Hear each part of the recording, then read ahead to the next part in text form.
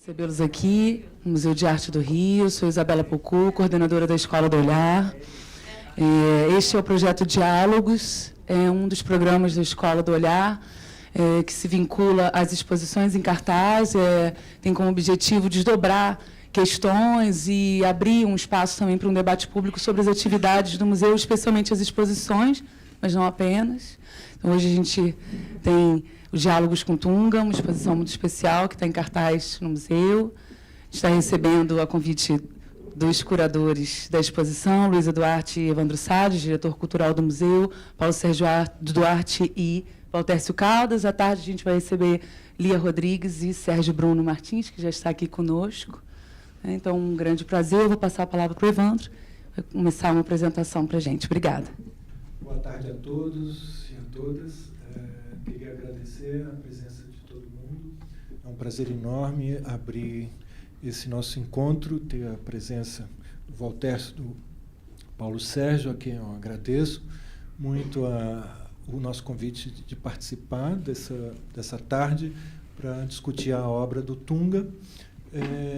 Nós achamos que seria muito importante realizar uma exposição do Tunga nesse momento, pois havia, a última exposição do Tunga no Rio de Janeiro ocorreu em 2006, no Jardim Botânico.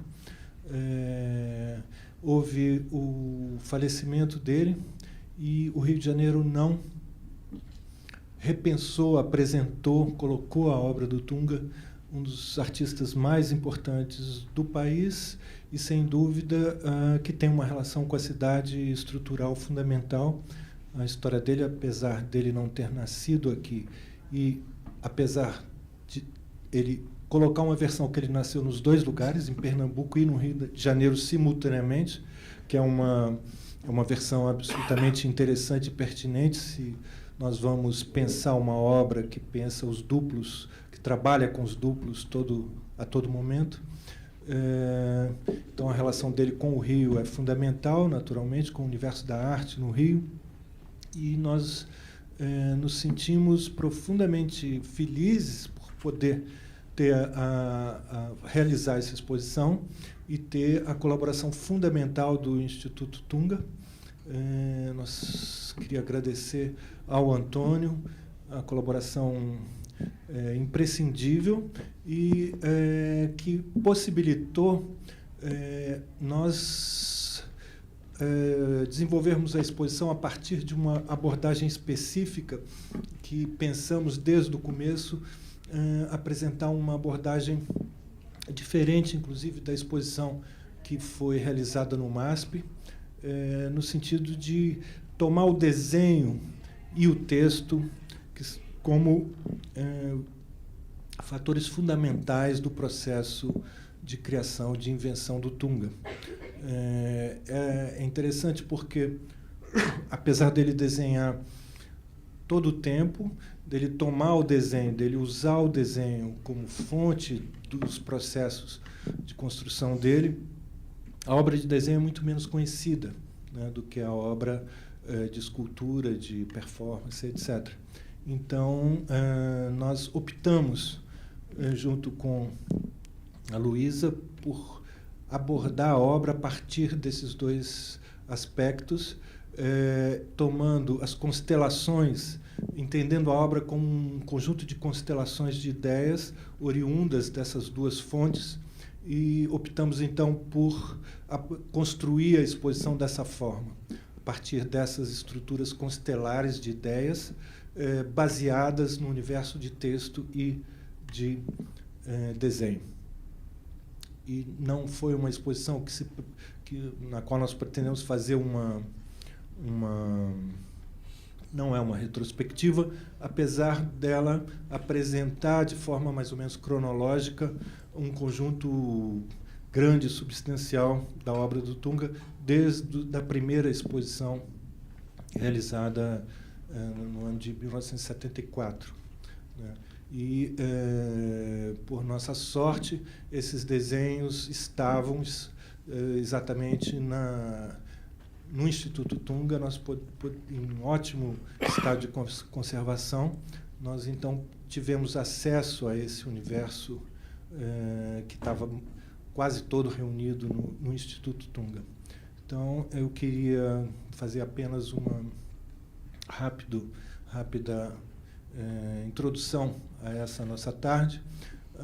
Novamente agradecer a presença de todos, principalmente de nossos palestrantes, que vão dar, tenho certeza, algumas visões muito importantes, que são pessoas que acompanharam o processo da obra do Tunga, o processo criativo do Tunga durante décadas, e acho que nos vão poder dar informações muito importantes para a nossa experiência da obra do Tunga. Queria passar a palavra para a Luísa. Obrigado. Queria também agradecer a todos que vieram, né, numa tarde de quarta-feira ao mar. Queria agradecer muito ao Valtércio Caldas e Paulo Sérgio Duarte. Agradecer mais uma vez ao Evandro por ter me chamado para fazer em dupla com ele essa curadoria. Eu vou aproveitar a oportunidade, obviamente que essas duas mesas, tanto a do Valtércio e do Paulo Sérgio, como a do Sérgio Martins e da Lia Rodrigues, visa expandir a compreensão do trabalho do Tunga, fazer com que, né, talvez até a gente consiga dar conta de certos aspectos do trabalho do artista que a exposição não contempla. Nessa mesa tem duas pessoas que foram muito próximas do Tunga ao longo de toda a vida dele, então, né, inevitavelmente a gente vai ter um ponto de vista de um crítico e de um artista que tiveram muito próximos. Durante o processo de realização de pesquisa para essa exposição, eu convidei o Paulo Sérgio e o Valtércio para irem no Instituto Tunga, no acervo, para que eles pudessem olhar conosco desenhos do Tunga dos anos 70, porque, né, é um material que, pelo menos para mim, era praticamente desconhecido. E, então, eles também, enfim, fizeram parte desse processo. E eu acho que é interessante aqui também, enfim, aproveitar para agradecer e dizer que essa exposição foi feita com o Instituto Tunga, com o Antônio, com a Clara Gershman, com uma participação fundamental da Tatiana Greenberg, né, do Fernando Santana, e foram muitos os desafios. Eu poderia aqui falar longamente sobre como foi a exposição, mas acho que o que vocês veem ali, né, nessa exposição, cujo título foi tirado de um caderno de anotações do Tunga, né, O Rigor da Distração, onde esse título acho que condensa uma ideia muito cara ao Tunga, né, que é, ao mesmo tempo, a distração, que é meio prima da dimensão onírica, da dimensão dos sonhos, mas existe um rigor, né, ao tratar desses sonhos, dessas distrações, essa construção, e que está no título que a gente tirou de um caderno que, por sua vez, me foi apresentado pela Irene Peixoto, que trabalhou com o Tunga a vida inteira nos livros dele. Então, foi uma exposição feita cercada de muita gente, que a gente entendeu que o Tunga, infelizmente, não está mais entre nós, não vai ser mais como era com o Tunga vivo, uma exposição dele. Então, existem outras maneiras e talvez outros sentidos também que possam se abrir para a compreensão e para a maneira de mostrar a obra do Tunga, né? Mas, obviamente, que eu fui buscar ali, quando a gente entra naquela sala, acho que houve uma tentativa, um esforço de deixar os trabalhos o mais à vontade possíveis, assim, para que eles estejam ali se relacionando. É isso, não vou me estender muito, poderia aqui falar um pouco mais, mas acho que vamos escutar o primeiro Paulo Sérgio Duarte, que, né, acompanhou de perto o Tunga desde muito cedo, que se conheceram em 74 em Paris, se não me engano, 75 em Paris. O primeiro desenho do Tunga que tem nessa exposição é uma homenagem a Charles Fourier, de 1973. O Tunga tinha, então, eu acho, 21 anos. E os últimos desenhos datam de 2015, para vocês terem ideia. É um longo percurso que está ali. Então, e depois a gente passa a palavra para o Valtércio. Muito obrigada mesmo pela presença de vocês. Bom, eu quero agradecer ao Museu de Arte do Rio de Janeiro, o MAR, ao Evandro Salles e à Luísa Duarte, minha filha, né, por esse convite, por estar aqui. E eu vou dar um depoimento mais pessoal, não propriamente uma análise da obra, mas a análise de uma relação produtiva de trabalho que eu tive com o Tunga para minha formação enquanto crítico de arte. Agora a Luísa me botou em dúvida a minha memória se foi em 74 ou 75, mas foi logo depois que ele fez a exposição aqui no Museu de Arte Moderna, a primeira exposição individual dele, que ele foi para Paris. E nós nos encontramos, e esse encontro, para mim, eu acho que eu nunca relatei publicamente isso. Ele me apresentou os trabalhos, eu vi logo que eu estava diante de uma inteligência poética fora do comum, fora da curva, acima da curva, e perguntei o nome dele. Mas qual é teu nome? Ele disse Antônio José de Barros Carvalho Melo Mourão. Quando ele disse isso para mim, caiu toda uma história familiar e do Brasil na minha cabeça. E eu procurei esconder aquele instante, aquele kairos, aquele agora dele, não reagir, mas imediatamente eu vi a história, a biografia de Tunga instantaneamente. Ou seja, ele era filho de uma das gêmeas do Guiar, filho da Leia, da Maura, neto do senador Barros Carvalho, e filho de Gerardo Melo Mourão, que era afilhado de casamento do meu tio, por parte materna, mais novo, Antônio de Castro Pinto, que foi padrinho de casamento do Gerardo e da Leia. Então, aquilo aconteceu tudo de uma vez só. Assim, eu estava vendo aquelas coisas tão contemporâneas e, de repente, todo um pedaço da história da arte do Brasil aparece na minha frente e um pedaço da literatura do Brasil, né? O Gerardo não foi somente um grande escritor, contos inomináveis como A Procura de Susana, como Os Peãs, né? Os poemas dos Peãs, Peripécias de Gerardo. Tudo aquilo veio na minha cabeça e de repente, eu tinha que conversar sobre arte contemporânea, sobre aquele trabalho que estava diante dos meus olhos. E nós nos tornamos imediatamente muito amigos nessas trocas teóricas e também muito amigos porque essa relação que eu tive com meus amigos artistas, como com Voltaire, com Tunga, com Antônio Dias, essas relações me formaram, literalmente. Não é que eu não tenha lido, eu li muito, eu fui pago pela minha família para ficar 10 anos lendo.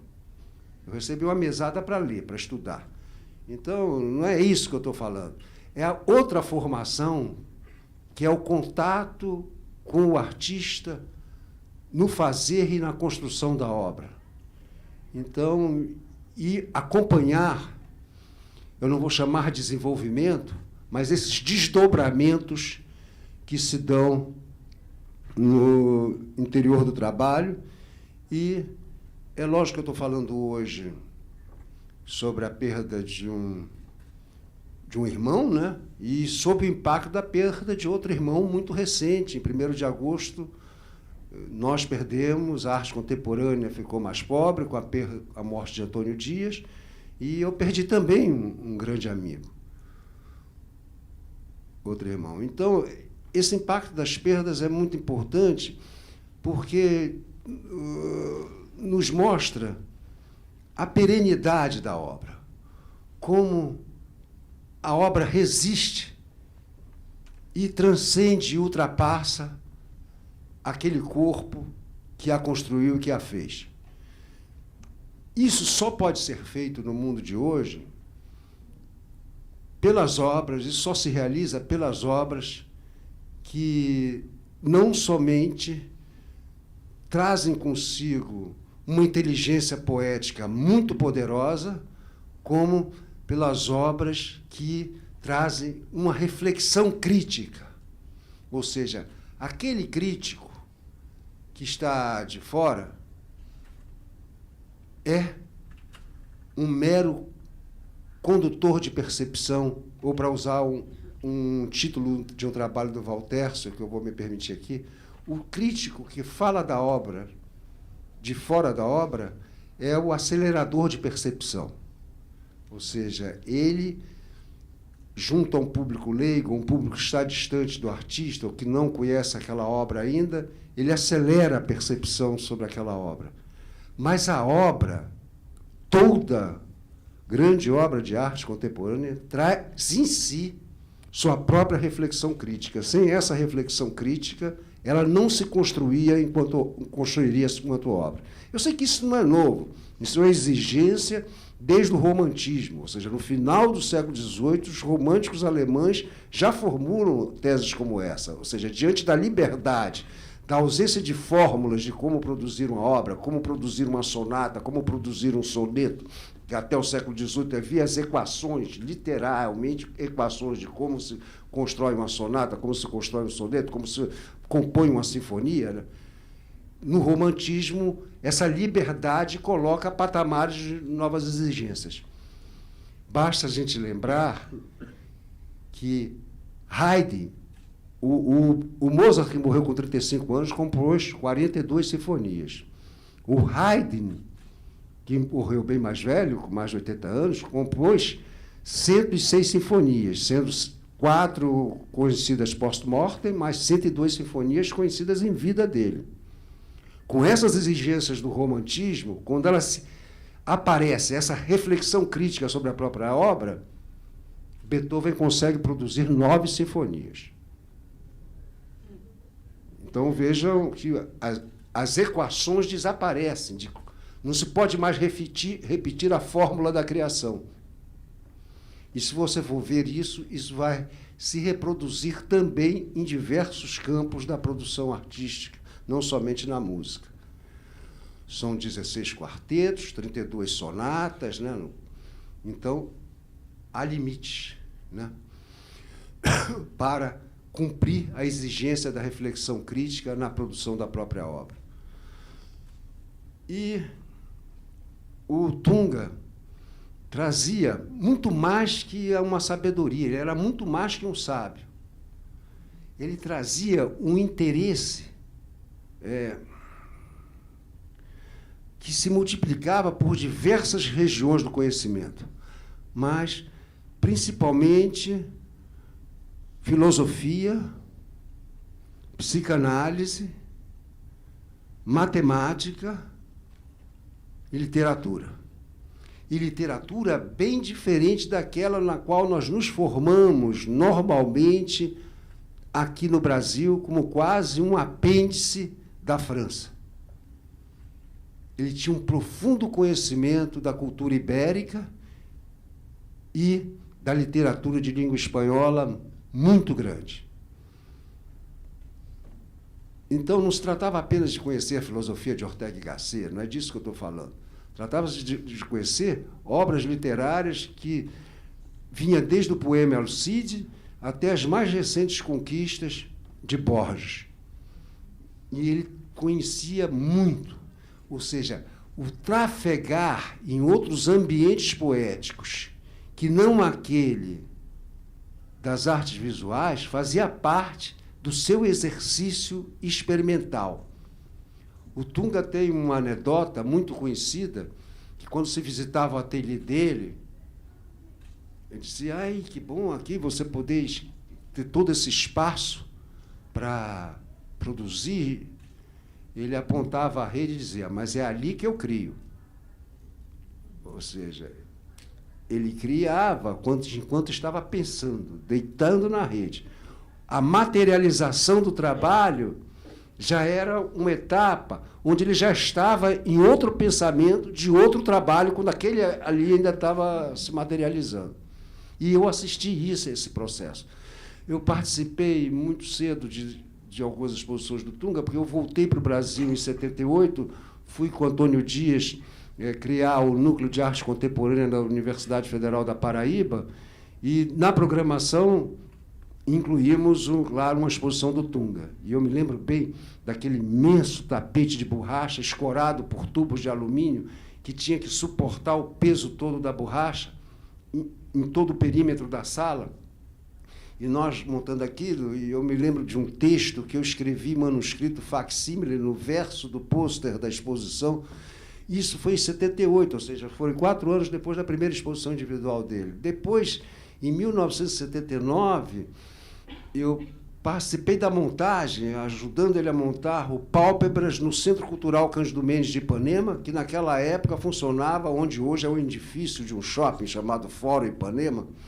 Ali ficava o Cinema Pax, e a Cândido Mendes funcionava naquele prédio do antigo Cinema Pax, e onde o subsolo ficava a galeria. Uma galeria que teve uma importância enorme naquele momento, com o incêndio do Museu de Arte Moderna em 1978. Lá realizou-se uma mostra da Anabela Geiger, lá se realizou o Fiat Lux, ou Sermão da Montanha, do Cildo Meirelles, lá realizou-se o Pálpebras do Tunga, né?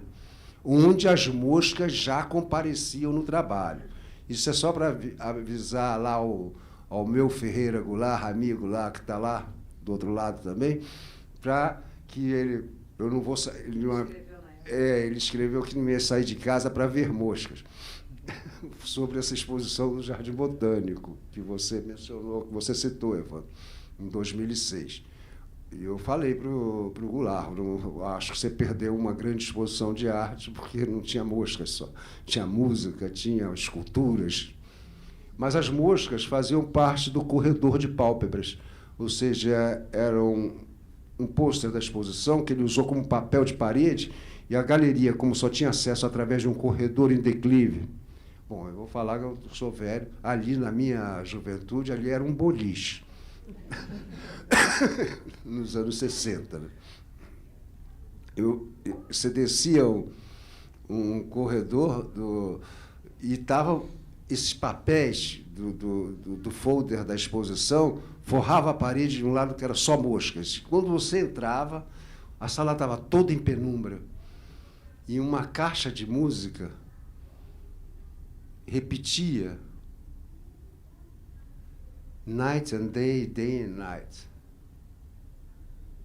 E essa caixa de música desenrolava um fio que atravessava a parede, toda a largura da sala, que era bastante larga a sala, uns 6 metros, né?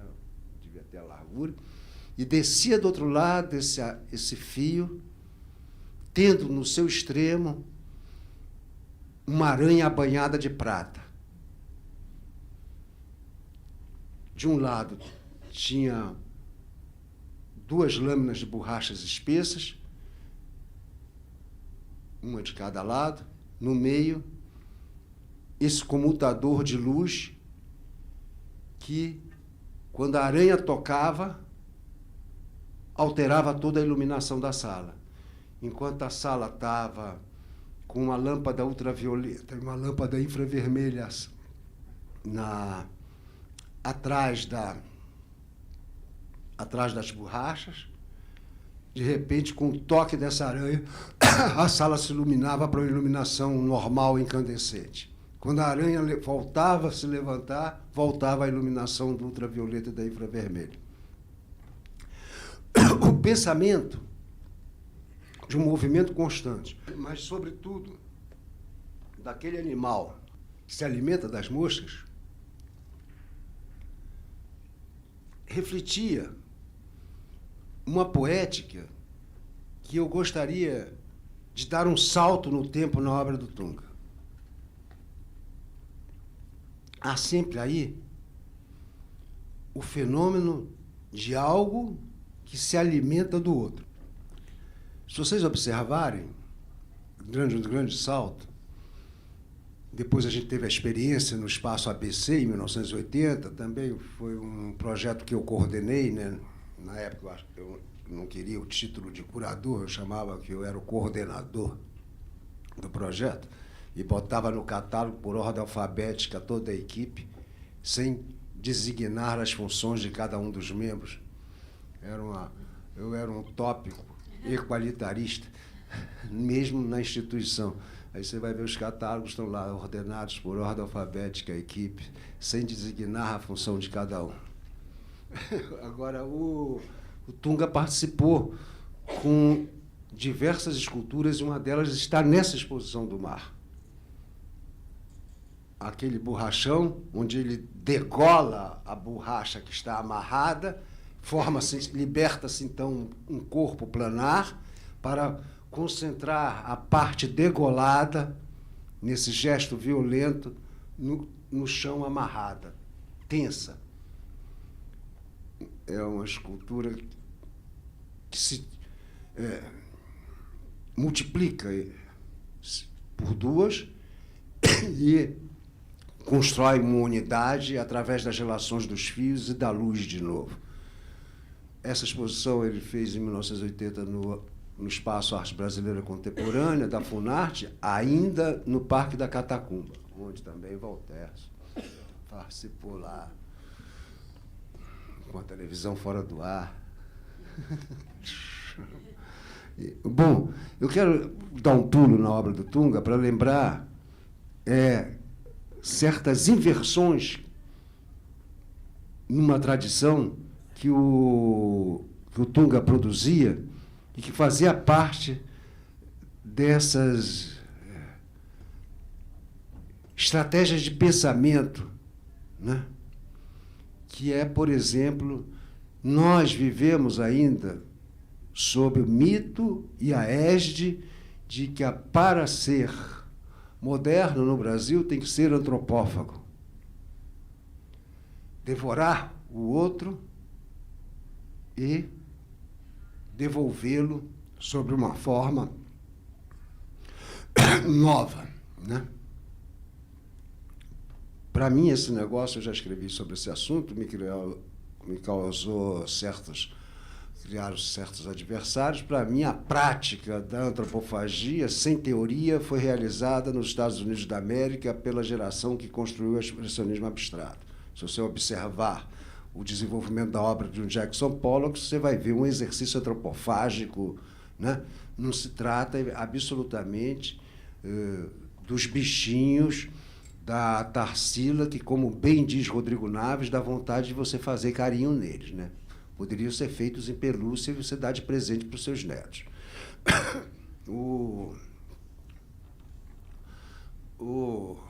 No caso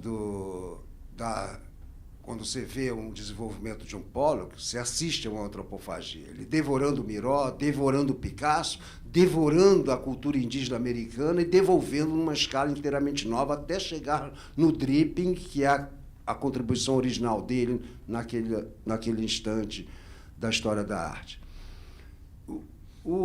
Então, nós aqui teorizamos, como bons descendentes de portugueses, mas não praticamos. Eu falo descendente português no melhor sentido da palavra, ou seja, no sentido pombalino da palavra, do iluminismo português, da grande literatura portuguesa. Nós escrevemos muito bem, mas procura um artista à altura de Camões na história da arte portuguesa, procura um artista à altura de Eça de Queiroz, procura um artista à altura de Camilo Castelo Branco na história da arte portuguesa, você não vai encontrar, né? Um artista à altura de Fernando Pessoa.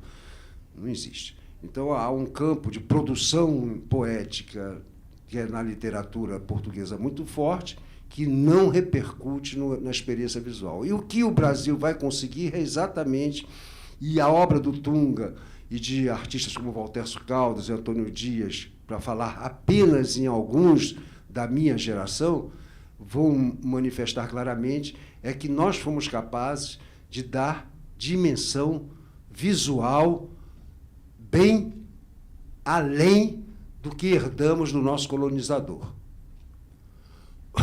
O Tunga é uma manifestação dessa, e por isso eu quero pular para 2005. Enquanto nós falamos em antropofagia, o Tunga espreme cérebros. Não se trata de comer o corpo do outro, mas de espremer o cérebro do outro, retirar o suco do pensamento. Ou seja, na exposição de 2005, que no Louvre, que hoje a escultura está em Inhotim, A Luz de Dois Mundos, um tipiti, dois elementos da cultura tipicamente local, brasileira. Ele jamais gostaria de uma leitura política desse tipo, Tunga, mas o tipiti é um instrumento que os índios brasileiros usam para tirar o veneno da mandioca. Mas um tipiti gigantesco em fios de aço, no A Luz dos Dois Mundos, espreme réplicas de cabeças de esculturas de civilizações antigas que pertencem ao acervo do museu onde ele está expondo A Luz dos Dois Mundos. Ou seja, ele produziu réplicas de esculturas que pertenciam ao acervo do Louvre, de civilizações antigas, e o tipiti espreme. Isso, por baixo, esse espremer os cérebros de antigas civilizações, tem uma contrapartida, né? Que é a contrapartida da destruição do colonizador, né? Numa imensa rede de dormir, e aqui é importante lembrar, né, não custa nada lembrar, que rede de dormir, nós falamos em português rede de dormir. Mas em inglês é hammock, em francês é hamaca, em espanhol é hamaca, e em tupi-guarani é hamaca. Os estrangeiros adotaram o nome indígena que nós não adotamos. Isso aprendi lendo Câmara Cascudo, um livro chamado Rede de Dormir. Né? Mas tem uma imensa rede de dormir, onde tem um gigantesco esqueleto degolado e carbonizado. Esse balanço entre a rede de dormir, onde jaz o esqueleto degolado e carbonizado, tem essa contrapartida em espremer o cérebro do colonizador, das civilizações que colonizaram outros continentes. Então, há uma interação muito forte no Tunga aí, que é um salto em relação a uma tradição local do elogio da antropofagia, porque o tipiti não devora o corpo do outro, espreme o cérebro do outro. Trata-se de deglutir o corpo do outro, tal qual a aranha devora a mosca, mas sim de incorporar o pensamento do outro para reelaborá-lo. E reelaborá-lo, sobretudo, numa outra forma, né? Então, é interessante, quando a gente está falando desses momentos da obra do Tunga, recordar que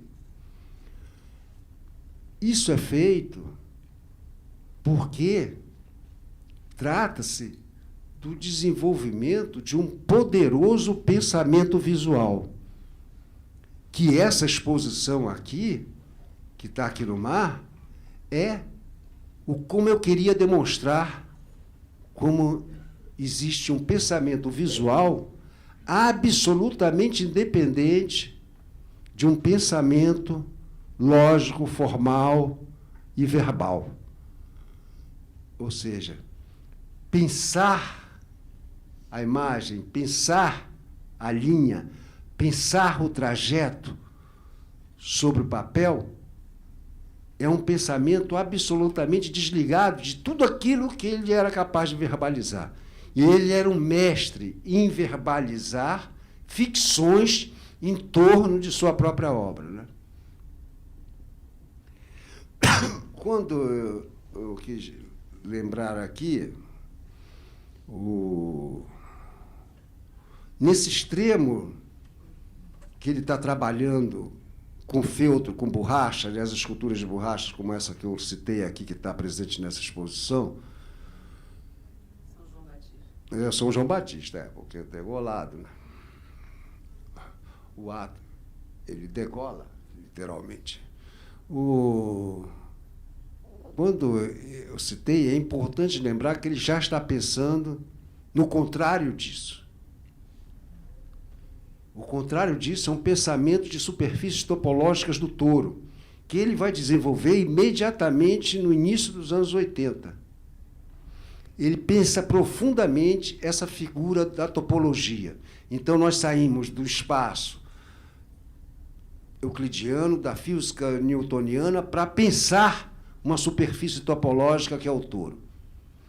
E o Tunga pensa com inteligência formidável, o touro. O touro é a figura, uma superfície topológica que, para os leigos, basta lembrar de uma câmara de ar de um pneu.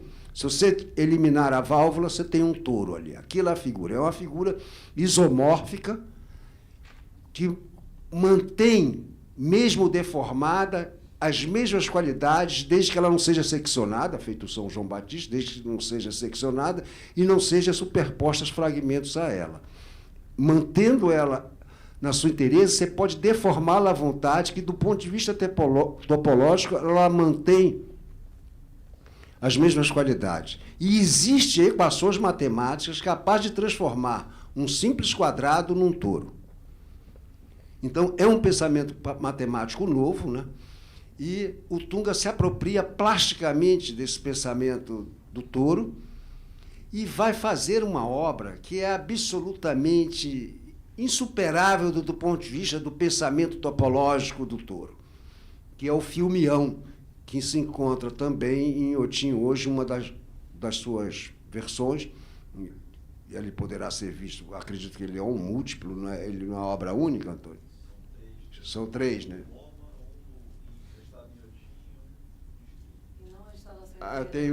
Tem um do Instituto, tem um em Inhotim e tem um no MoMA. E o do Inhotim é emprestado. O ON é muito interessante. Ele apresentou o ON pela primeira vez no Rio de Janeiro, em 1981, na Cândido Mendes, já na Rua Maria Angélica. Na Joana Angélica, já na Rua Joana Angélica, né? O ON, ele imagina o que é uma viagem eterna.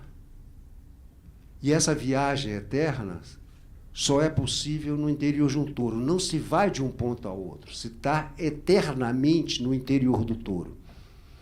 Ele, com a câmera de Murilo Salles, filma uma seção do túnel em curva, aquele que liga a Gávea a São Conrado, pega a seção em curva, e essa seção em curva é ligada em loop, de forma que não há entrada nem saída.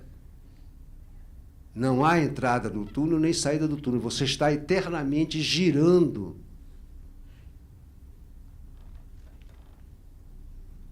em torno do touro. Você está no interior de um touro. E interessante que, para que isso, como um pensamento escultórico, ou como ele falava, não instalação, eu instauro, numa instauração, esse loop percorre a sala. O filme passa pela câmera e percorre por carretilhas o perímetro da sala até voltar à câmera, enquanto nós assistimos à projeção da viagem no interior do touro.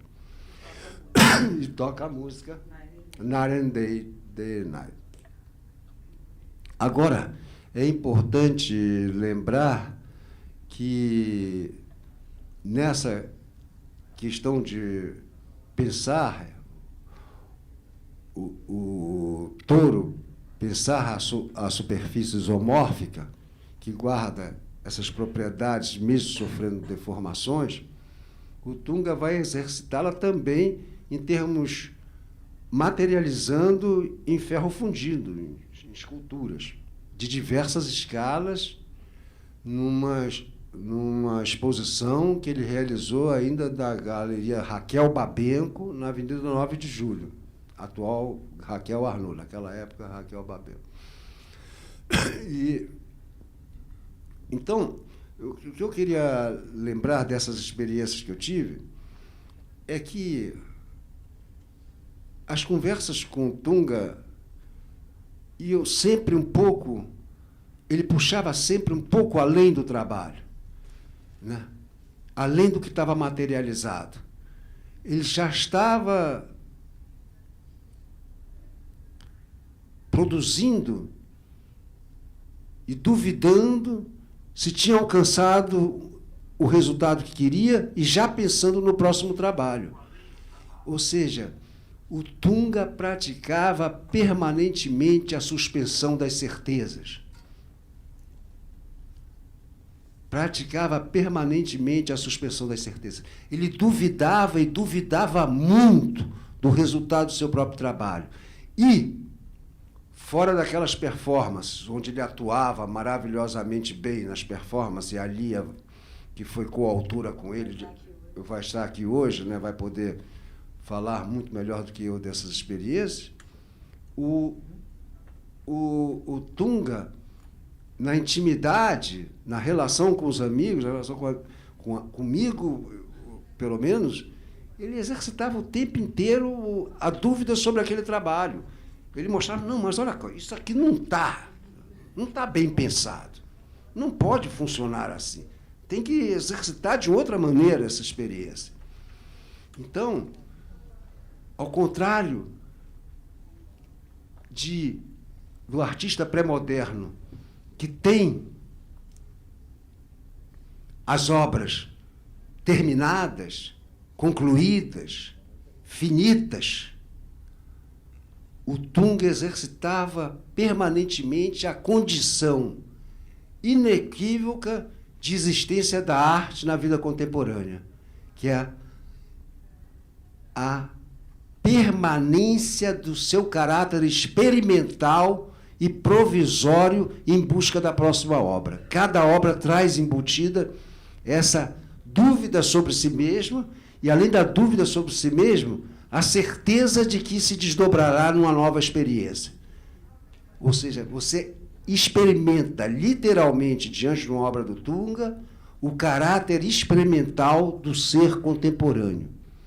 E ser contemporâneo, para lembrar agora nosso filósofo querido Agamben, ser contemporâneo é, sobretudo, não aderir ao que está claro e evidente no agora. Ser contemporâneo é conhecer a sombra, a escuridão mesmo, e tomar distância do agora para poder ver essa sombra e o que não está iluminado no que alimenta esse instante e que nós vivemos e que nunca poderemos possuí-lo.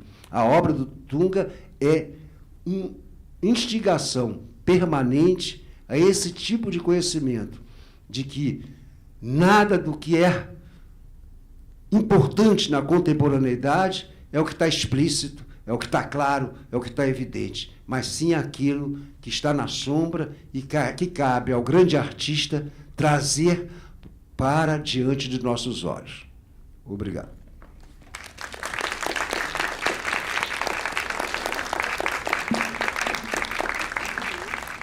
Boa tarde. Paulo Sérgio tornou muito difícil a minha modesta colaboração aqui nessa mesa. E, enquanto ele brilhantemente falava sobre questões que são fundamentais na obra do Tunga, eu me lembrei, como num filme que não para nunca, eu me lembrei da primeira vez em que eu o conheci. Eu estava fazendo minha primeira exposição no Museu de Arte Moderna do Rio de Janeiro, em 1973, e chegou uma pessoa que eu não conhecia e que se aproximou de mim e começou a conversar comigo sobre a exposição. Eu confesso a vocês que eu nunca tinha ouvido alguém falar com aquela propriedade e com aquela audácia sobre as obras de arte. E isso me impressionou muitíssimo. Eu acredito que talvez nós tenhamos ficado amigos naquele momento simplesmente pela gravidade. Quer dizer, nós dois, de uma certa forma, fomos em direção um ao outro com toda a necessidade que nós tínhamos de um encontro desse tipo. E quando eu vejo o Paulo Sérgio falar de todas essas questões que foram tratadas profundamente pelo Tunga, eu me lembro que várias dessas questões estavam realmente prementes naquela época em que nós não tínhamos nenhum tipo de, digamos, de diálogo nem com a crítica, nem com as pessoas que frequentavam as exposições. Me parece que nós vivíamos num mundo que estava para ser fundado. e nós nos reconhecemos nessa dificuldade, na dificuldade de tentar pensar a arte de uma forma completamente diferente naquela situação. Nós nos encontramos e nunca mais deixamos de nos encontrar. Nós nos tornamos praticamente também, como o Paulo Sérgio, irmãos, mas melhor que irmão, porque era um irmão escolhido. Era uma pessoa que você escolhe por motivos absolutamente necessários e fundamentais. Eu tenho algumas dezenas de histórias com o Tunga e gostaria de compartilhar com vocês de algumas delas que me parecem ser significativas. Uma vez, o Tunga, quando eu o conheci, ele morava na casa dos pais. E como o Paulo Sérgio falou, o Gerardo Melo Mourão era um intelectual de altíssimo nível, um grande escritor, um homem de uma cultura imensa, e sempre me pareceu que, conversando com o Tunga, parece que ele tinha o tempo todo escutado as reuniões que aconteciam na casa dele, onde vários intelectuais conversavam, e ele talvez tenha absorvido de uma forma completamente, absolutamente densa, toda aquelas milhares de questões que circulavam naquela casa. E um dia ele marcou comigo na casa dele, e eu cheguei, a empregada disse que ele estava dormindo no quarto. E eu entrei nesse quarto para encontrá-lo, e ele estava dormindo, e eu não o acordei. E observei o quarto. Talvez o Gerardo tenha sido a única pessoa que eu conheci que tinha a enciclopédia Spazzakalp completa. A enciclopédia Spazzakalp era, na realidade, um objeto absolutamente impressionante. É uma enciclopédia que tinha 360 volumes, mais ou menos, e ocupava, nesse quarto onde o Tunga dormia, toda a parede da biblioteca. Quer dizer, era um só livro, ou uma só enciclopédia de uma parede inteira. E essa cena me pareceu interessante lembrar para vocês o que significava aquele jovem, porque éramos todos jovens na época, e dormindo numa sala onde existia uma biblioteca, uma enciclopédia Spazzakalp. Talvez tenha sido essa uma questão que o Tunga teve que superar.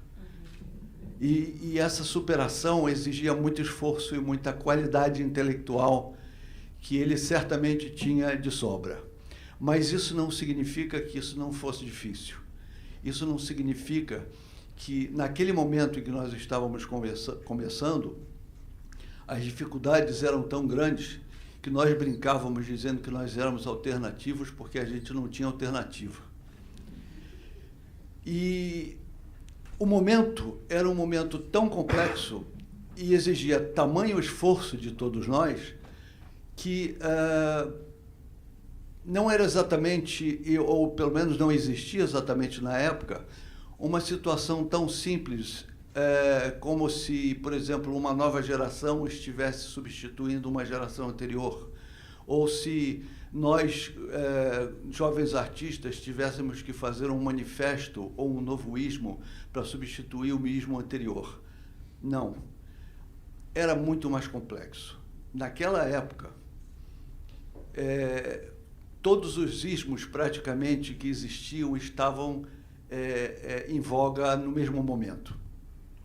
O surrealismo, o dadaísmo, o construtivismo, o futurismo, o neoconcretismo, a nova figuração, o minimalismo, a arte povera, tudo naquele momento estava aparecendo ao mesmo tempo. E cabia, de certa maneira, a nós, se assim o quiséssemos, e nós o quisemos, de tentar entender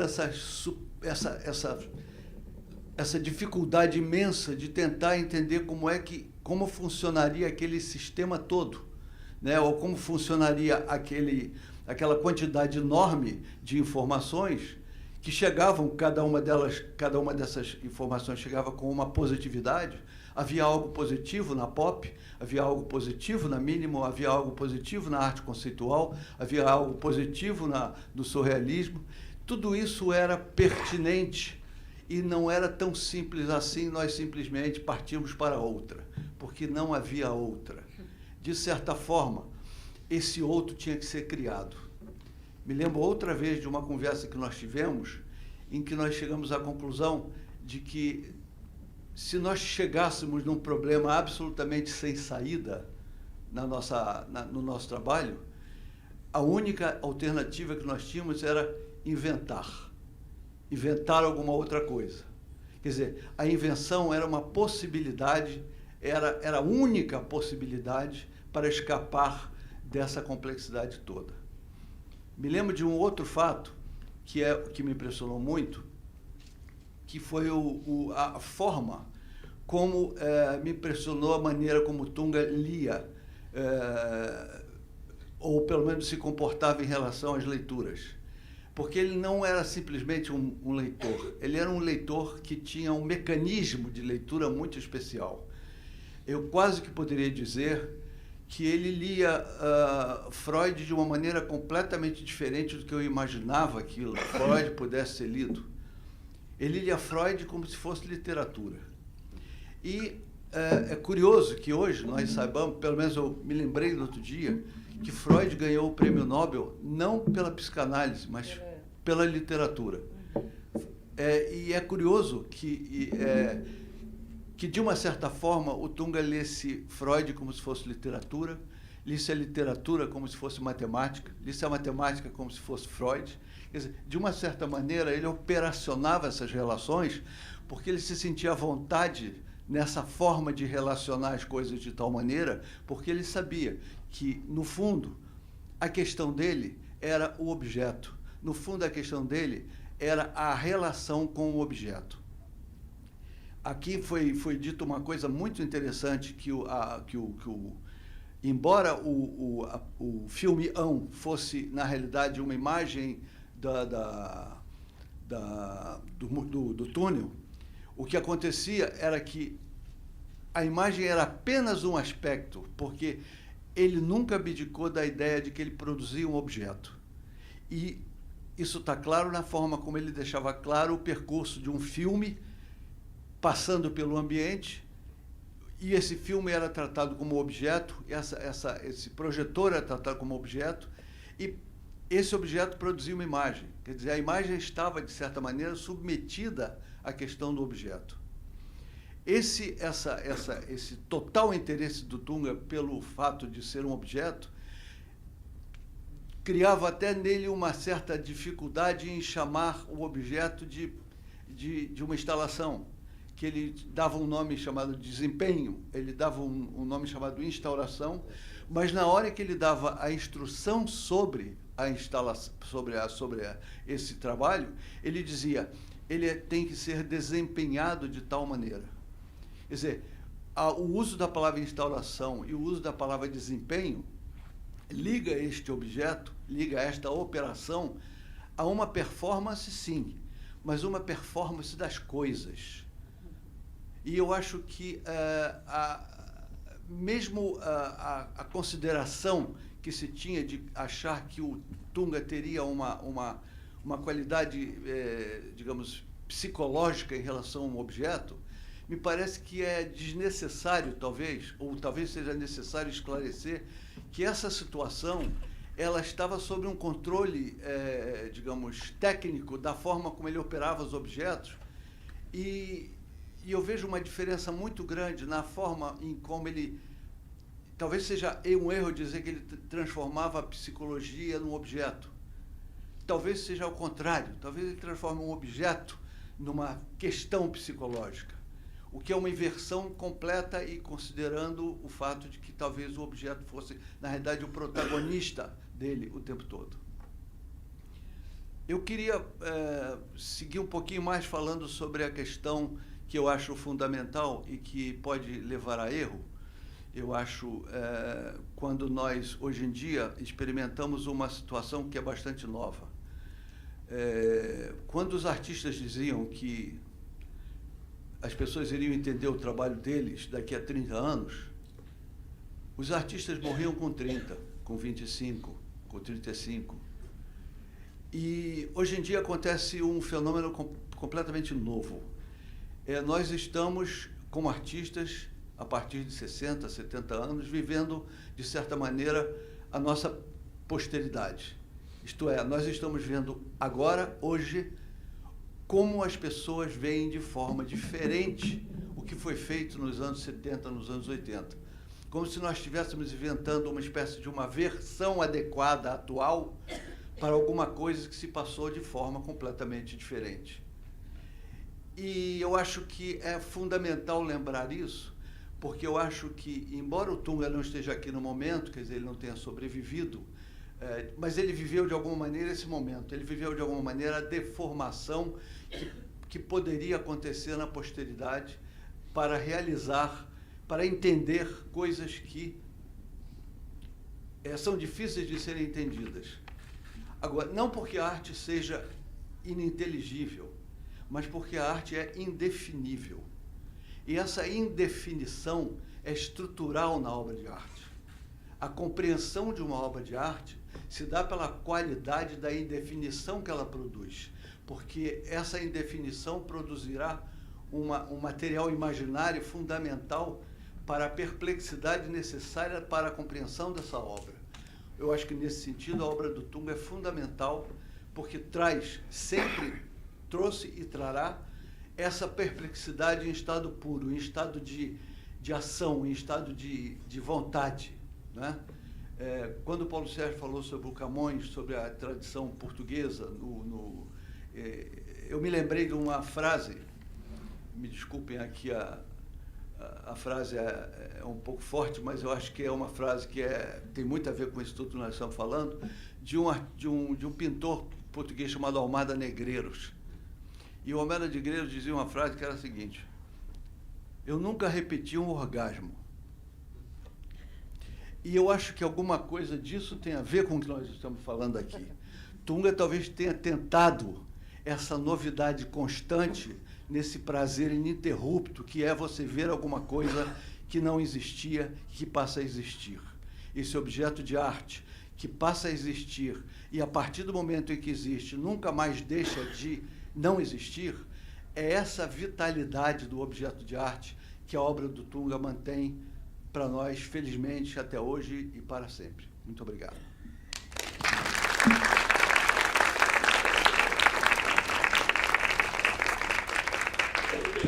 Muito obrigada, Paulo Sérgio, Valtércio. Eu acho que a gente abre agora para perguntas do público. Quem quiser perguntar. Olá, boa tarde. Eu queria saber, Luísa, como é que foi esse processo da curadoria a quatro mãos? Qual o seu nome? Alice Granato. Como foi o processo da curadoria? O processo da curadoria foi um processo muito rico, como o Evandro falou. O Evandro já tinha a ideia desse eixo dos desenhos, que eu achei um ótimo ponto de partida. Ao longo do processo, a gente concentrou nossos esforços na pesquisa do acervo, e, a partir dessa pesquisa no acervo, a gente foi traçando diálogos com outras linguagens. Você vai ver na exposição que você já deve ter visto, tem esculturas, tem filme, tem fotografia, tem esses textos ficcionais de que o Paulo Sérgio falou, além de uma presença forte de trechos de entrevistas do Tunga, do pensamento do Tunga, que, como os dois falaram, o Tunga era um homem que se expressava de uma maneira muito clara, muito viva, muito inteligente. E eu acho que teve escolhas também fora isso, aí são escolhas da curadoria, que às vezes podem passar desapercebidas, mas que eu acho que cumprem um papel importante, como, por exemplo, desde as paredes não serem brancas, mas terem aquela cor de pele, uma cor de osso, a luz ser uma luz que fecha, não ter passepartout em nenhum desenho, os desenhos, tentar fazer com que os desenhos estivessem ali flutuando em cada... E aí tem escolhas não ter ângulos fechados, não ter núcleos. Esse pensamento do touro, se a gente vai em Inhotim, o Tunga gostava de dizer que o pensamento não tem paredes. Então tem uma ideia também de uma circulação na exposição que não feche, obedecendo um pouco a essa lógica do contínuo que era tão cara ao artista.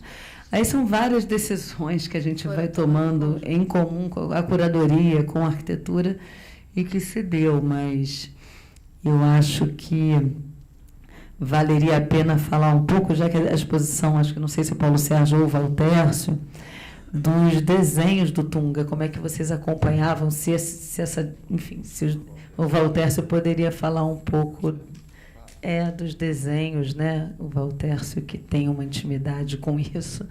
E como é que foi? Como foi os primeiros desenhos que você viu? Como que você enxerga esse né, o Tunga conhecido como escultor, mas com esse desenho que perpassa a obra dele por inteiro? Talvez a pergunta aprofundar mais um pouco, quer dizer, como é que você vê o processo do desenho dentro da obra dele, nem da obra, mas do processo de construção da obra, né?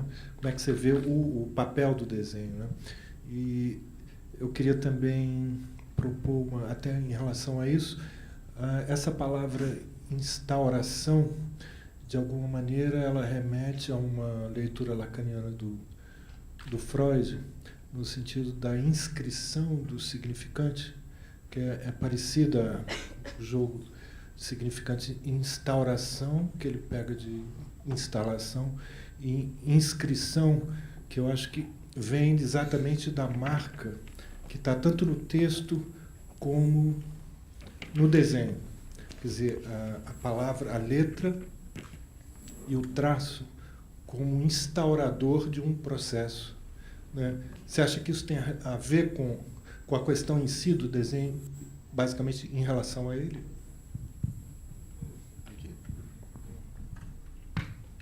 Veja, eu acho que quando eu conheci o Tunga, ele fazia alguns desenhos que se assemelhavam muito ao Roberto Magalhães. E eu acho isso um fato interessante, porque Roberto, na época, ele apresentava para todos nós um tipo diferente, completamente diferente de artista. Ele era realmente uma pessoa, para além da ideia de estranho, porque ele produzia, de certa forma, com a sua estranheza, alguma coisa que era absolutamente pessoal e indescritível. Essa proximidade, essa admiração que tanto Tunga quanto eu, como muitos artistas tinham do Roberto Magalhães, talvez tenha inspirado Tunga naquelas primeiras experiências. Mas eu acho que o desenho passa a ser, na vida de um artista, uma espécie de uma alma funcional, né? Quer dizer, de certa forma, o desenho é a coisa mais próxima do pensamento que um artista possa produzir, né? A relação, a distância entre um desenho e um pensamento, do meu ponto de vista, é nenhuma. Nem o papel se interpõe como questão, né? De certa forma, o pensamento que vai para um papel, ele ultrapassa a ideia de superfície. Ele se torna alguma coisa completamente... Ele se torna digamos, um momento em que a imagem se denuncia como o puro estado de imagem. E esse estado de imagem é o que justifica, do meu ponto de vista, o que é o desenho. O desenho é uma ideia em puro estado de imagem. Eu acho que o Tunga praticou essa percepção do estado de imagem de um desenho, e não à toa, eu acho que não é à toa que a maioria dos escultores, se não a totalidade dos escultores, utiliza o desenho o tempo todo. Quer dizer, o escritor nunca faz uma pintura, mas ele sempre faz um desenho. Ele sempre está relacionado à ideia de desenho. E não porque o desenho seja alguma coisa preparatória, mas porque o desenho é alguma coisa em si tão fundamental para a construção do pensamento que, sem ele, nenhum estágio depois acontece. É como se o desenho, dizendo de uma forma um pouco bem-humorada, é como se o desenho, sempre para um artista, os desenhos destravam a pauta. De certa forma, os desenhos liberam a imaginação e você fica vendo pela primeira vez aquilo que você pensou, né? E como o desenho é autônomo também em relação ao que você pensou, ele te diz alguma coisa a mais do que você pensou. E é esse ensinamento que você recebe do desenho. É aquele a mais que você não pensava que poderia colocar e ele aparece pela primeira vez para você. Essa operação de você fazer uma coisa e depois aprender com a coisa que você fez, isso me parece ser fundamental para a possibilidade da arte. Esse momento em que a coisa aparece pela primeira vez e é espantosa até mesmo para quem fez. E é nesse espanto que se aprende, afinal de contas, como é que está funcionando essa relação entre você e o desenho. É um assunto difícil de equacionar, mas, enfim, eu tentei. Eu só queria fazer uma pequena provocação. Nesse sentido, a sua fala em torno do objeto, quer dizer, não é muito mais essencial para a obra dele a questão da inscrição, da instauração, do que o resultante, quer dizer, o objeto? Quer dizer, quando na sua primeira fala você coloca o objeto como a questão essencial. Quer dizer, como é que você soluciona essas duas? Eu vejo uma diferença entre vontade de agir e ação. Eu acho que vontade de agir, eu aprendi alguma vez, em algum momento, quando alguém disse, para mim, eu nunca mais esqueci, de que quando você quer querer, se você conseguir realizar o seu querer, você realizou só o primeiro querer, ficou faltando o segundo querer, né? Então você não pode querer, você tem que querer. E aí você realiza o que você quer. Eu acho que nesse sentido, o desenho não é querer. O desenho é o querer em si. Então ele se realiza, ele se dá como ação e não como vontade de ação. Eu acho que vontade de ação é insuficiente para a arte. Você tem que agir mesmo, porque é dentro da ação que vai se dar a sua relação com aquilo que você está fazendo. Então, quando alguém diz assim, eu quero uma coisa, quero querer alguma coisa, eu acho que você não alcança o que você, afinal, quer. E eu vejo o desenho exatamente como esse momento em que esse querer se transforma numa tal ação que não importa se ele tem uma intenção inicial, porque essa intenção inicial, ela certamente será reformulada pela qualidade da ação.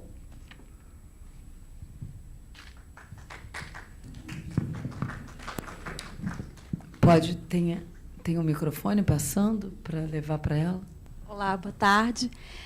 Me identifiquei muito com a fala do Valtércio.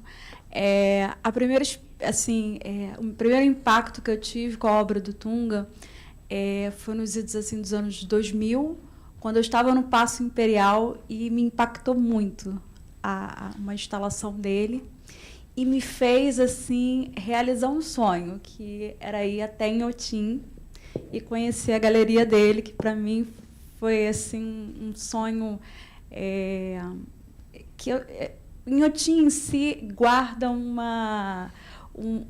presente, né, da arte. E o que me tornou assim mais viva ali é a curiosidade de saber o que Tunga estava pensando. E quando o Valtércio disse, né, da questão que o tempo passa e como que se dá a interpretação, o que exatamente o artista quis com aquela obra.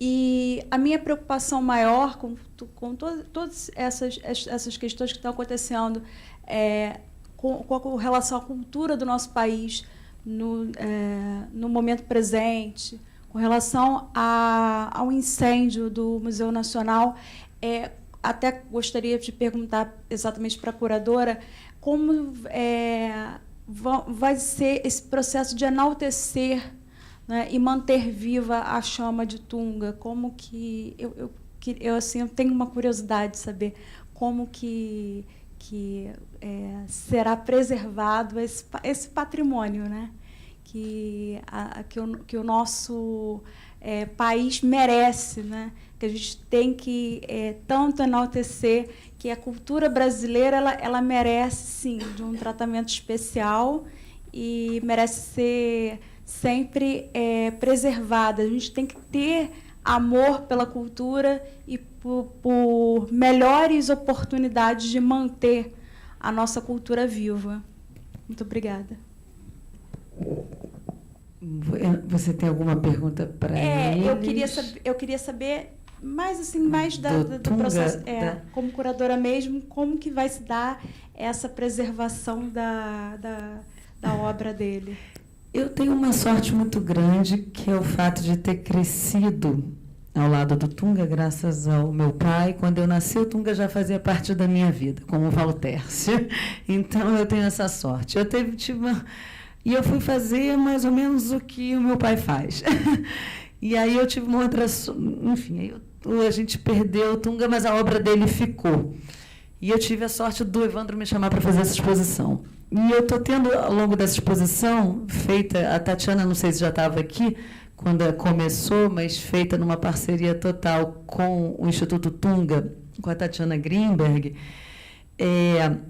O que eu estou querendo dizer? Eu acho que eu estabeleci, a partir de agora, com essa exposição, um vínculo com a obra do Tunga, que é um vínculo que não termina de forma alguma com essa exposição. Eu não quero mais me desvincular de alguma maneira, estudando, pensando outras exposições, livros, enfim, estando perto da obra do Tunga e deixando isso, enfim, levando isso adiante. Na verdade, a responsabilidade sobre isso está com o Instituto Tunga, que está aqui representado pelo Antônio Mourão, filho do Tunga, que, em parceria com a Clara Gershman, estão começando esse trabalho, que é um longo trabalho. Eu acho que está em boas mãos, acho que há muito a ser feito. Mas acho que nos cabe isso, nós, críticos, curadores, pesquisadores, porque uma obra de um artista não depende, ela precisa realmente, a gente tem experiências disso, né? Dependendo de como você a coloque no mundo, depois que o artista sai de cena, muda, não basta só colocar no mundo, existe todo um cuidado e toda uma maneira de se fazer isso. Eu acho que a gente, mal ou bem, foi feliz aqui nessa maneira de apresentar o Tunga, esse recorte da obra do Tunga.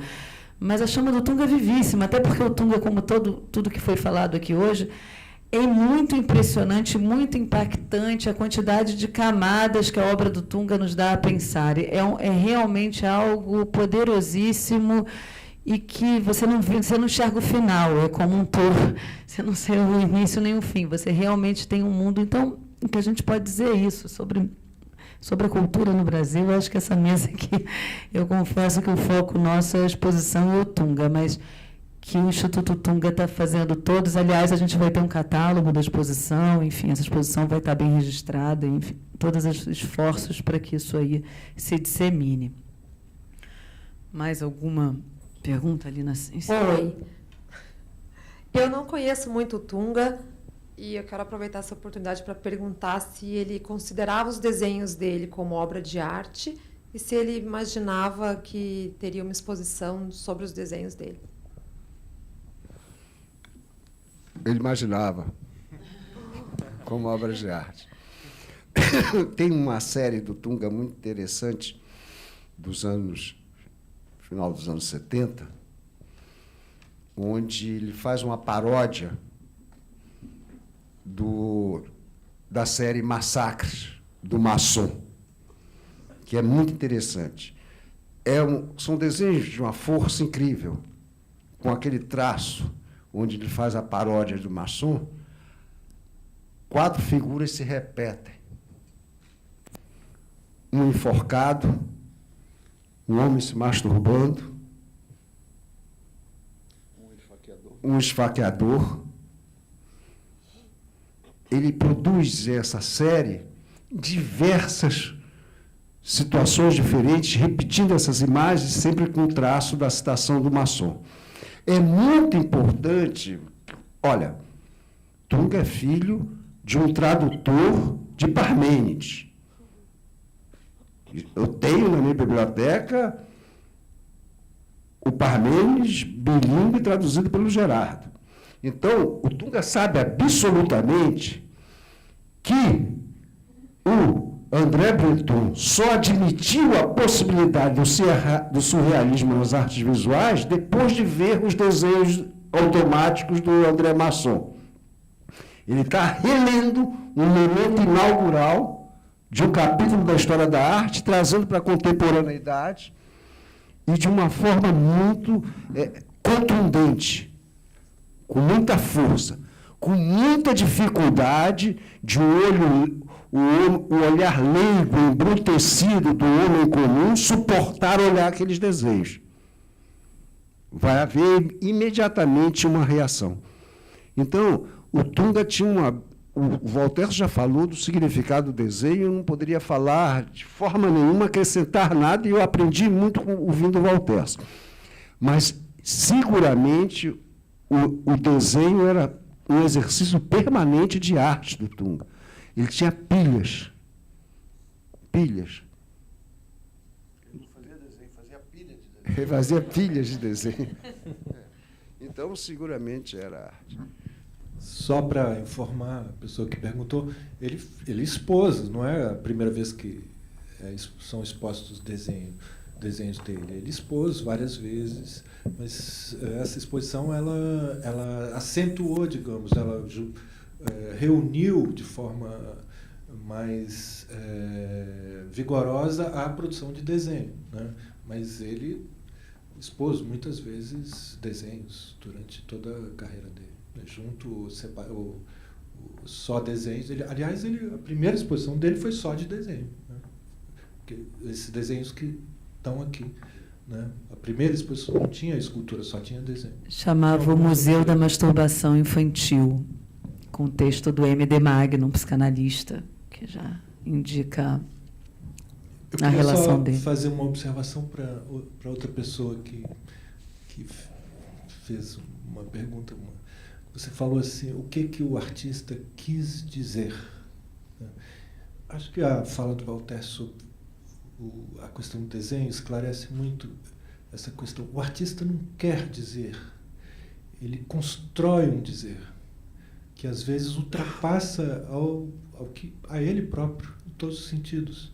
Então ele não tem ali uma coisa, um objetivo que ele quer expressar com o desenho ou com a escultura.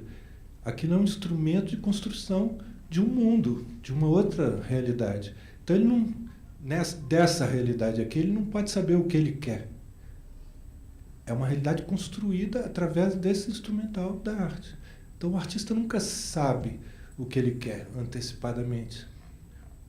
Se ele souber, aí fica ruim, né? Aí estraga o trabalho. Quando o trabalho é ruim é porque ele sabia antes o que ele queria dizer.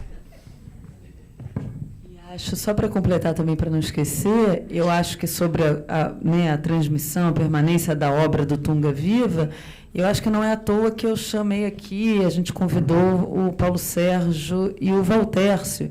Eu acho que a proximidade, né, Antônio, dessas pessoas que vocês estão vendo, né, essa intimidade com a obra do Tunga, com o Tunga e com a obra, é fundamental para esse início do Instituto Tunga. Eu acho que essa relação, essa proximidade, não faz sentido não contar com esses aliados, com essas pessoas que tão bem conhecem, né, tão melhor que nós, e com quem eu aprendo o tempo inteiro sobre a obra do Tunga. Estou aqui para fazer parte desse processo, mas eles vieram bem antes.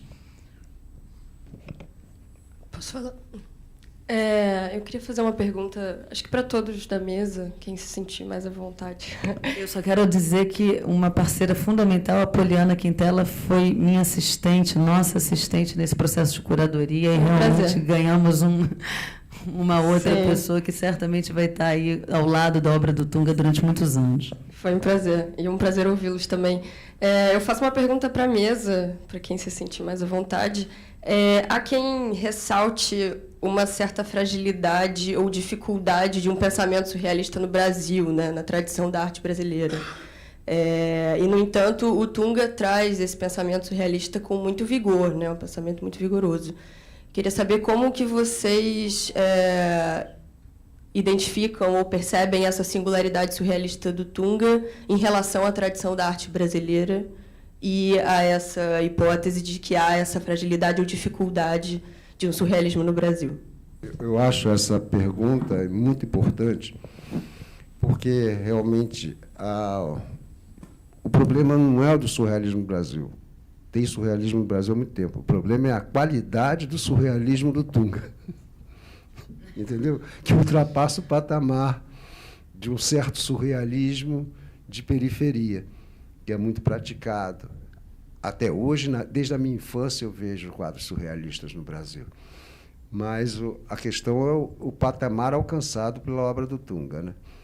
É lógico que está ligado àquilo que o Walters falou, quem lê Freud como uma obra literária, né? Agora, não deixa de ser um leitor de Freud. Por mais que leia como literatura, e todo mundo sabe que Freud era um grande escritor, né? Basta ele que tem a experiência doméstica da leitura de Lacan e de Freud em casa, o Evandro, sabe muito bem a diferença de qualidade entre ler um texto de Freud e ler um texto de Lacan. Eu li Lacan, sublinhei meus écrits, tudinho, cedinho, sei o seminário, a carta roubada de cor, sei aquelas coisas todas. Agora, você vai ler a interpretação dos sonhos do Freud, é um prazer imenso, é diferente. É inteiramente diferente. Enquanto o Lacan quer colocar um obstáculo ao entendimento para forçar a reflexão, o Freud está num outro momento histórico. Ele tem que fazer e construir o primeiro público da psicanálise. O desenho do Tunga tem essa qualidade que o Walters apontou com muita clareza. Leu Freud como um escritor. Leu Freud como uma obra literária. E ele consegue traduzir visualmente. É isso que eu queria lembrar, que é muito importante, quando você encontra uma personalidade artística como Walters, como o Tunga, é muito importante você lembrar que esse sujeito tem dois pensamentos. Aquele que mora na linguagem verbal e que ele articula muito bem, o Walters é um mestre nisso. Agora, não se esquecendo que não é essa linguagem verbal que vai permitir a materialização dos objetos a que ele se referiu. É um pensamento visual. Quando eu falei do pensamento visual, é que ele é autônomo. E o que significou o surrealismo para o pensamento visual? A ruptura total da censura, das barreiras. Mesmo que você não tenha acesso, jamais vai ter acesso ao seu inconsciente, a simples hipótese de você ter a liberdade de pensar o que quiser e imaginar o que quiser visualmente, foi o que o surrealismo permitiu na arte. Ou seja, o pensamento visual sempre existiu autonomamente, desde as cavernas, independente do pensamento verbal. Mas o problema é que o surrealismo aparece na história da arte ocidental produzindo uma escala libertária absolutamente inédita na história da arte. Logo, não é por acaso que ele se apresenta imediatamente depois do dadaísmo. Enquanto o dadaísmo tinha força política e queria fazer anti-arte para negar uma situação de institucionalização da arte, com seus templos, seus sacerdotes, os críticos e curadores, seus santos, os artistas, para negar essa situação, o surrealismo vai um pouco adiante. Não, se trata de uma questão da esfera do pensamento, tanto na literatura de um modo, mas na esfera do pensamento visual, agora não há possibilidade de ter limites, de ter censuras. Você pode pensar o que quiser, ou seja, você pode fazer associações livres. Lembra da associação livre? Agora, é preciso ter o olhar livre para poder perceber as associações livres que estão sendo pensadas visualmente. A contrapartida da associação livre é a livre escuta, ou atenção flutuante, né? Que é aquela que está presente na situação clínica. Ou seja, o paciente faz as suas associações livres e o analista tem a atenção flutuante através da livre escuta. Agora, muito pouca gente tem o olhar livre, o olhar flutuante, para prestar atenção nessas associações livres que estão sendo exercitadas visualmente, uma potência poética. O que o surrealismo, você apontou isso, foi muito importante para o Tunga, sim. O Tunga sabia perfeitamente o que ele estava fazendo e o significado histórico do surrealismo nos anos 20, no Manifesto de 1924. Agora, ele sabia perfeitamente que nos tratava de reproduzir a situação, mas de criar a nova situação, né? Surrealista, se você quiser. Ou de acessar o próprio inconsciente, independente da história imediata, né? Então, nesse sentido, a metodologia da rede, eu acho que é fundamental e está totalmente relacionada com o Freud, com esse abrir portas para o inconsciente, né? No sentido de que esse estar meio dormindo, meio acordado, esse estado flutuante, né? Onde exatamente é possível o surgimento desse universo que ele se apropria, né? Desculpa. Fala, Walter. Não, eu só queria acrescentar o que o Paulo Sérgio disse, uma coisa que eu acho fundamental. Na realidade, o surrealismo era muito generoso. Era generoso na medida em que ele comportava desde um Salvador Dalí até um Arpe, desde um Max Ernst até um Giacometti. O surrealismo não era um ismo. O surrealismo era uma espécie de maneira de dizer não aporta mais. Quer dizer, talvez o surrealismo tenha sido a primeira hora em que o homem percebeu que podia tirar o material do seu trabalho de dentro de si e não do mundo. Eu acho que os artistas passaram muitos, eu acho que alguns séculos olhando para fora e tentando interpretar o lado de fora. Na realidade, o surrealismo diz o seguinte: o que nós temos dentro de nós pode ser uma fundação, pode ser uma possibilidade. Se o dadaísmo disse haja ruptura, o surrealismo chega e diz ruptura não é suficiente.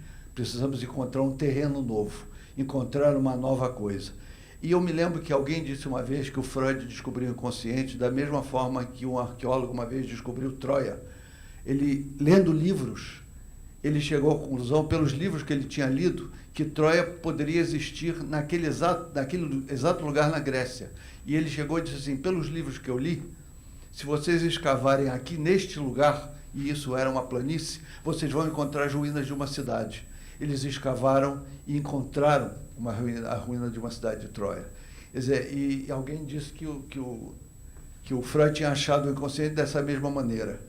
Eu acho que, nesse sentido, o fato de que o Tunga tenha lido o surrealismo via Bataille, via Georges Bataille, é fundamental para a compreensão disso. O Bataille era já uma dissidência surrealista. Quer dizer, o Bataille já pensava o surrealismo criticamente. Ele não adota o surrealismo do André Breton. Ele vai via Bataille, ele vai pela curva que o Bataille faz, no sentido de devolver ao momento crucial um valor que o surrealismo sistematizava. E o Bataille reagiu contra essa sistematização, produzindo uma nova possibilidade. Só para acrescentar aí o que a gente... Eu acho que talvez a Poliana perguntasse um pouco de como, não sei se vale, eu tenho que ser acrescentado aí, mas de como, se num panorama ou num contexto de uma arte brasileira produzida naquela época, onde esse surrealismo do Tunga era um acento um pouco singular e fora da curva, como que era, se era uma questão ou não, como era assimilado esse sotaque tão próprio barroco surrealista do Tunga em meio a mesma colega de geração que talvez não, ou não era, não era digno de nota isso. Pelo visto, não. Veja bem, eu acho que o surrealismo não é o que eu quis dizer foi que o surrealismo não é uma coisa só. O surrealismo não é uma coisa assim que você pode, não é um ismo, não é uma coisa que você diga o surrealismo. Eu acho que poderíamos dizer que existem vários tipos de surrealismo. E em alguns deles, talvez o Tunga tivesse uma relação com eles, em outros não. Então, é nesse sentido, quer dizer, não se pode dizer que o surrealismo foi um ismo, que foi que foi um maneirismo de estilo. Não é. É uma outra coisa muito mais vasta, é uma possibilidade aberta, como disse Paulo Sérgio. Eu queria contar uma anedota. Conta-se que uma vez o Salvador Dalí encontrou o Freud. E tinha quadros deles expostos nesse encontro. E o Salvador Dalí disse para o Freud: eu queria saber o que o senhor pensa do meu inconsciente. Ele disse: não me interessa em nada seu inconsciente, eu só quero saber o que em você é consciente.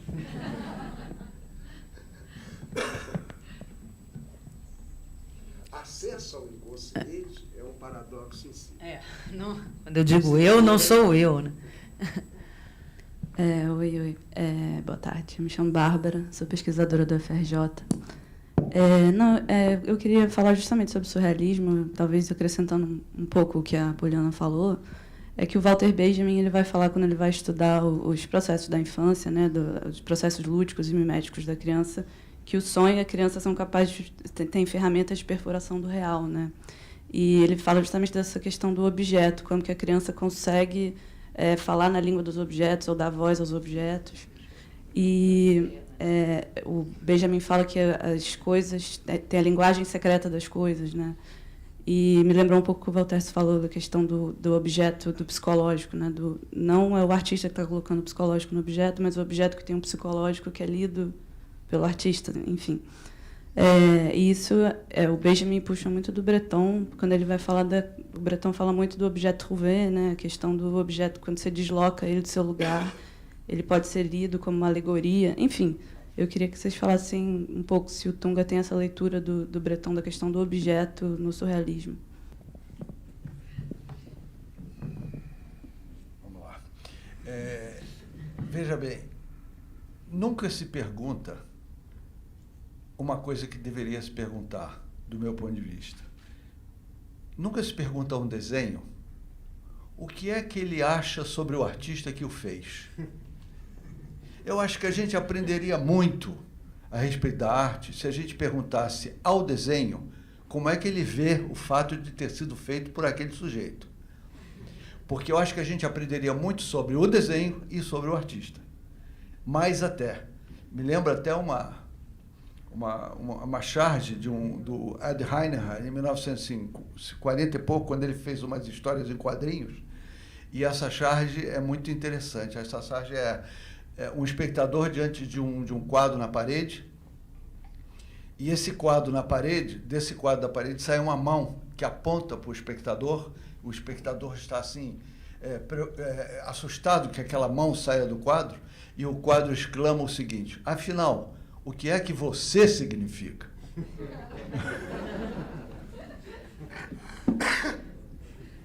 Olha para o cabelo.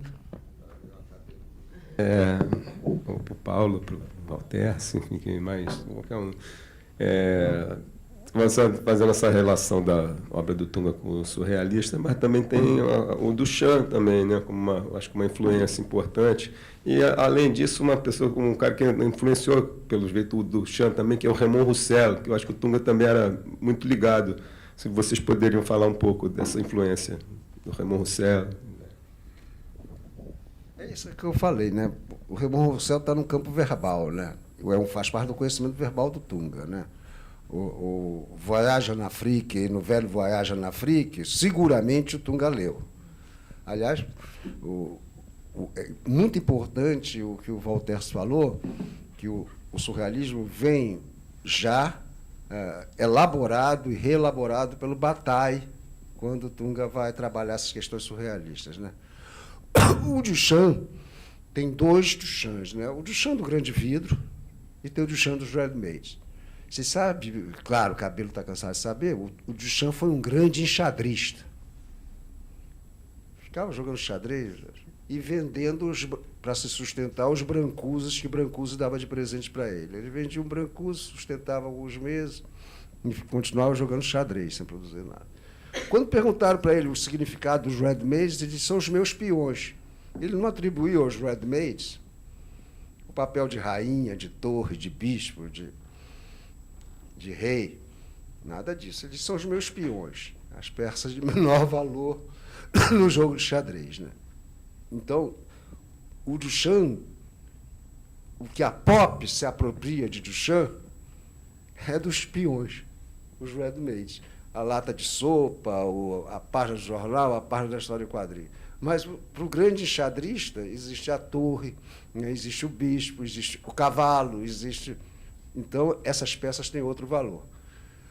O Tunga nunca está elaborando um peão. Nunca o objeto dele é um peão. Ele está sempre com as peças mestras das jogadas, as que têm mais valor. Isso eu estou falando porque a razão cínica, no contexto de uma sociedade de consumo avançada como os Estados Unidos, conseguiu produzir, literalmente, múltiplos peões de imensa contundência plástica, né? Ou seja, a obra inteira do Andy Warhol, tirando os momentos das tragédias, da questão da cadeira elétrica, da questão dos acidentes, do suicídio, essas coisas, o resto da obra dele é toda atravessada pelos peões do Duchamp, pelos ready-mades, né, a lata de sopa, etc.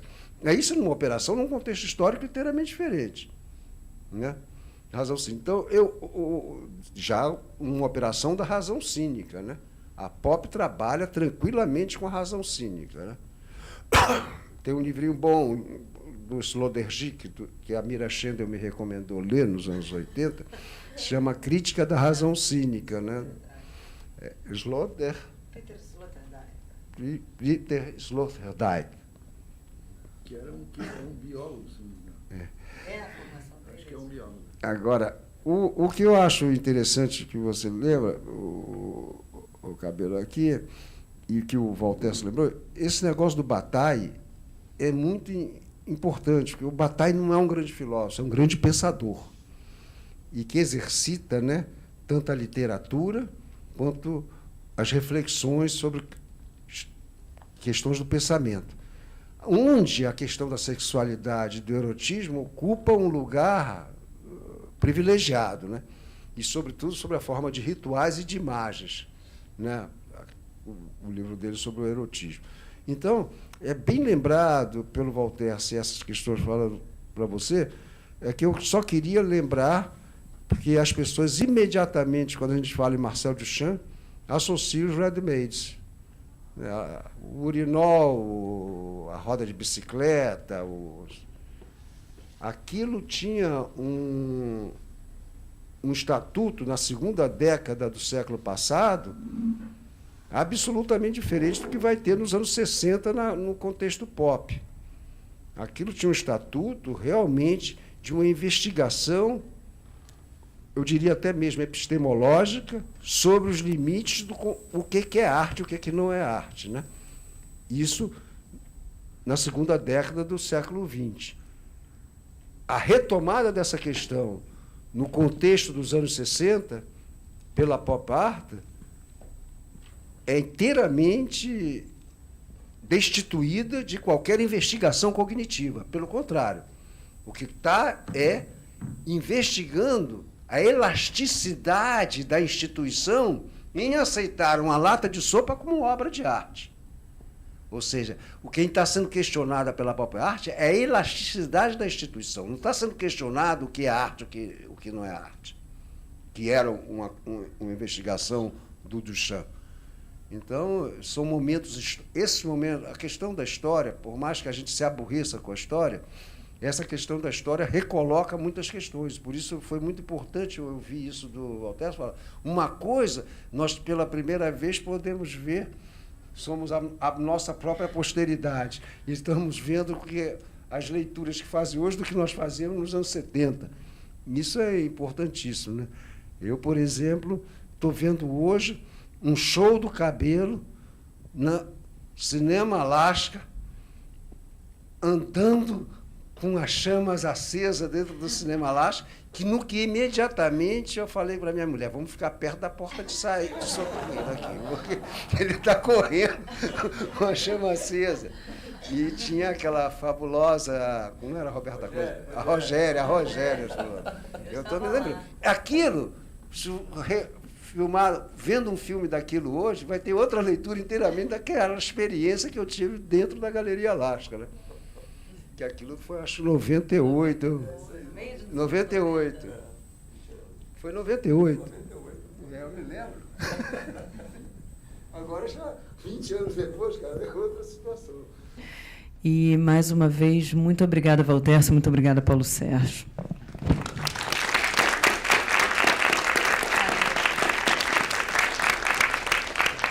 E só para vocês saberem, tudo está sendo gravado e possivelmente a gente vai disponibilizar depois no YouTube. Então, tudo que foi dito aqui vai ter, é bom que tenha uma repercussão para além do dia de hoje.